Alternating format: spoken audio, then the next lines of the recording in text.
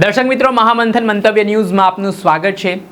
ભાવનગર શહેરમાં મહિલાઓ અને સગીર વયની યુવતીઓને ઇન્સ્ટાગ્રામ, ફેસબુક સહિતના સોશિયલ મીડિયાના માધ્યમથી ભોળાવી ફોસલાવી તેમની સાથે મિત્રતા કરી ત્યારબાદ તેમને ન્યૂડ ફોટો વિડીયો મોફ કરીને જે બ્લેકમેલ કરીને પૈસા પડાવતા શખ્સની ધરપકડ કરવામાં આવી છે।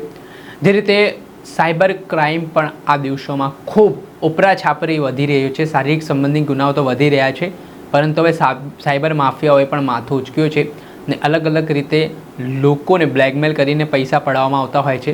ત્યારે આને લઈને ભાવનગર શહેરના એસપી નીતિશ પાંડે દ્વારા આ પ્રકારની પ્રવૃત્તિ કરનારા તત્વો સામે કડકમાં કડક કાર્યવાહીના આદેશ પણ આપ્યા છે।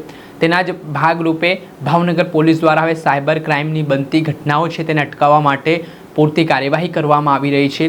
જે સાયબર ભેજાબાજો આરોપીઓ છે જે લોકોને બ્લેકમેલ કરીને તેમના ન્યૂડ ફોટો મોફ કરીને તેમને સમાજમાં બદનામ કરવાના ઈરાદે ડરાવી ધમકાવીને પૈસા પડાવી રહ્યા છે, શારીરિક માંગણીઓ કરી રહ્યા છે, તેમની સામે કડકમાં કડક કાર્યવાહી પણ કરવામાં આવી રહી છે। તેના જ ભાગરૂપે જે થોડા દિવસ પહેલાં મહિલાઓ અને સગીર વયની યુવતીઓને ભોળાવી ફોસલાવીને આવી રીતે બ્લેકમેલ કરનાર શખ્સની ભાવનગર પોલીસે ધરપકડ કરી છે, જેમાં ભાવનગરના એસપી ઘનશ્યામ ગૌતમ દ્વારા તેમના નેતૃત્વમાં ટીમ દ્વારા કાર્યવાહી કરવામાં આવી છે અને આખો જે સ્કેન્ડલ આ રીતે આરોપી ચલાવી રહ્યો હતો તેને દબોચી લેવામાં આવ્યો છે। આ મામલે શું કહી રહ્યા છે एएसपी घनश्याम गौतम, तेमने सांभळो। डिस्ट्रिक्ट साइबर पुलिस स्टेशन के अंतर्गत आज हमने एक एफआईआर जो है ली है, जिसमें एक सगीरा ने हमको ये बताया कि जो है उसके साथ ऑनलाइन मित्रता बढ़ाकर एक बंदे ने उससे बारंबार न्यूड फोटोज की मांगनी की और उसके बाद उसके कुछ फेक आईडीज उसकी इंस्टाग्राम और यूट्यूब के ऊपर कुछ फेक आईडीज बना के उसके न्यूड फोटोज, अश्लील फोटोज बारंबार अपलोड किए मॉर्फ करके, ऐसी हमको माहिती मिली। उसके बाद हमने आज एफआईआर नोट की, जिसमें हमने बीएनएस के अलग अलग कलम और आईटी एक्ट के अलग अलग कलम और क्योंकि ये सगीरा है तो पॉक्सो एक्ट के तहत जो है गुनाह नोंदाया है।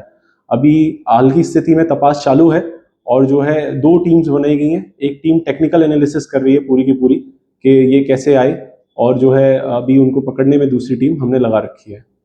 अभी तक की जानकारी जो हमने जुटाई है उसमें हमको ये जानने को मिला है कि ये दोनों लड़का लड़की जो है ये ऑनलाइन गेम खेलते समय एक दूसरे के संपर्क में आए थे 2019 में।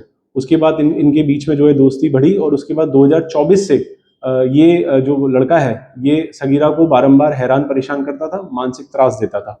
उसी के तहत अभी तपास चालू है।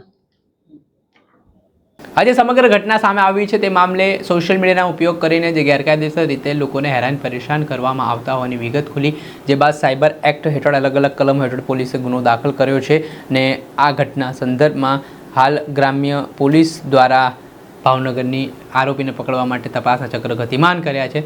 સાથે જ આ પ્રકારે સાયબર ટ્રેપમાં કોઈ ના આવે તે માટે હેલ્પલાઇન નંબર 1930 પર પણ ભાવનગર પોલીસને તાત્કાલિક જાણ કરવા માટે પોલીસે અપીલ કરી છે।